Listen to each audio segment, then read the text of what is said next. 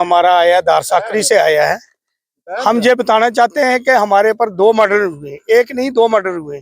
Specially ये है कि जो प्राइवेट क्लिनिक्स जो खोले हैं, इनके लिए हम गवर्नमेंट से ये रिक्वेस्ट करते हैं कि तुरंत इनको बंद किया जाए ताकि गरीब लोगों की जो आवाज और जानें बची जाएं। कल भी एक हुआ मर्डर एक बच्ची का, जिसके दांत की, जैसे हमारे जुल्फकार साहब ने बताया, ऐसी वारदातें नहीं होनी चाहिए। हम इसीलिए इकट्ठे होकर डीसी साहब से मिले हैं। उन्होंने आश्वासन दिया है कि ये दोबारा नहीं हो और इन्वेस्टिगेशन अच्छी तरह होगी। धन्यवाद।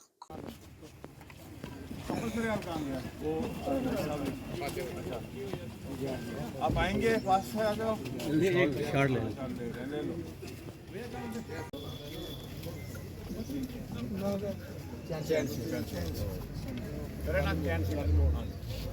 जैसा कि आपको सबको पता है, हम आप मीडिया बंधु जो हैं हमारे, उनका बहुत शुक्रिया अदा करते हैं कि आपने बहुत अच्छे से इस इशू को हाईलाइट किया है, गवर्नमेंट के समक्ष रखा, एडमिनिस्ट्रेशन के सामने लाया और आपने प्रॉपर कवरेज की।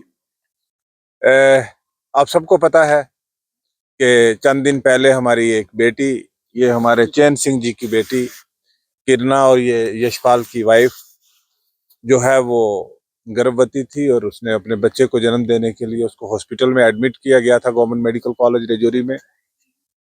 3 दिन तक वो यहाँ दर्द में बिलबिलाती रही और बुरी हालत में वो रही, चीखों पुकार रही उसकी 3 दिन तक।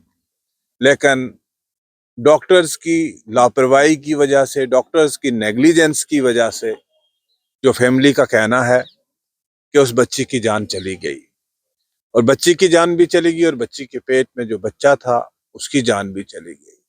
हमारा मानना है कि ये एक डबल मर्डर है, 2 इंसानों की जान चली गई है।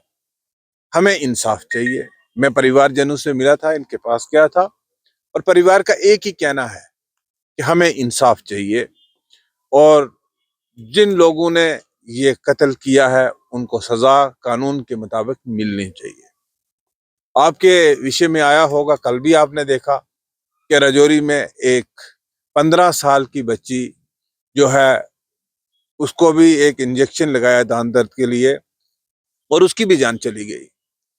लोग तो इन अस्पतालों को और इन डॉक्टर्स की क्लिनिक्स को क्या कोई ज़बाखाना समझे, स्लॉटर हाउस समझे कि ये अपने अच्छे भले इंसानों को यहाँ पे लेके आते हैं और उनकी लाशें उठा के यहाँ से वापस जाते हैं, जबकि शफा खाने अस्पताल इस चीज के लिए होते हैं कि लोग यहाँ से शफा पाके अपने घरों को वापस जाएं। तो हमने डीसी साहब से बड़ी तफसील से बात की और डीसी साहब ने आश्वासन दिया इनके पिताजी को, उनके हस्बैंड को, कि आपको हम न्याय देंगे और हमारी सिर्फ गुहार न्याय के लिए। और उन्हें एक कमेटी का गठन किया है, जो एडिशनल डिस्ट्रिक्ट डेवलपमेंट कमिश्नर साहब की क़यादत में कमेटी बनी है, जो फौरी तौर पे उस पर इन्वेस्टिगेट करके और रिपोर्ट जो है वो डीसी साहब को पेश करेगी। अब सारे जो परिवारजन आए थे या जो दूसरे समाजी कारकुन या जो हमारे भारतीय जनता पार्टी के साथी यहाँ पे आए थे, उन सब का एक ही कंसर्न था कि यहाँ आए दिन वाकयात होते हैं, आए दिन ऐसे वाकयात रोनमा होते हैं, लेकिन कुछ रिजल्ट सामने नहीं आता। हम चाहते हैं कि ये किरण देवी तो चली गई एक बार, लेकिन दूसरी किरण यहाँ ऐसी नहीं होनी चाहिए कि जिसकी किसी और गरीब की किरण भी इस दुनिया से अपनी आंखें बंद कर ले।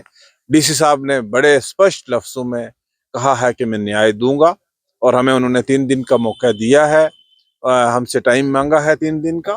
हम 3 दिन तक उनका इंतजार करेंगे कि वो हमें क्या न्याय देते हैं और कैसे कार्रवाई होती है। जीएमसी लगता है कि रजौरी की जो सिविल सोसाइटी है, हमें खुद को भी एक संज्ञान लेने की जरूरत है, खुद भी हमें इस पे सोचने की जरूरत है और हमें एकजुट होके ये जो पैसे की लालच ने इंसानियत को खत्म कर दिया है, हमें इसका मिलजुल के मुकाबला करना होगा।